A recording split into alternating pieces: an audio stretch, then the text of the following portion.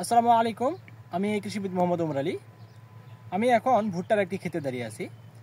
আমি আপনাদেরকে এখন একটু দেখাবো যে ভুট্টার গাছে যদি ম্যাগনেসিয়ামের ঘাটতি হয় বা ম্যাগনেসিয়াম ডেফিসিয়েন্সি হয়, তাহলে ওই ভুট্টার গাছের যে পাতার মধ্যে কী সিমটম ডেভেলপ করে সেটা আমি সরাসরি আপনাদেরকে দেখাবো।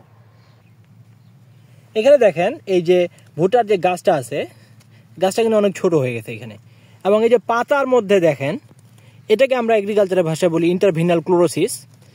এইখানে দেখেন অনেকগুলা সাদা এবং কিছু হলুদ দাগের মতো দেখা যাচ্ছে। দেখেন এই যে একটা ব্যান্ডের মতো করে দেখা যাচ্ছে, লম্বা লম্বি ব্যান্ড। এই যে দেখেন, এই যে লম্বা লম্বি এরকম ব্যান্ডের মতো দেখা যাচ্ছে।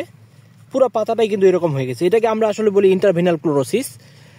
এবং এরকম হলে আমরা বুঝবো যে আসলে এটা ম্যাগনেসিয়ামের ডেফিসিয়েন্সি বা ম্যাগনেসিয়ামের ঘাটতির কারণে এরকম হয়েছে।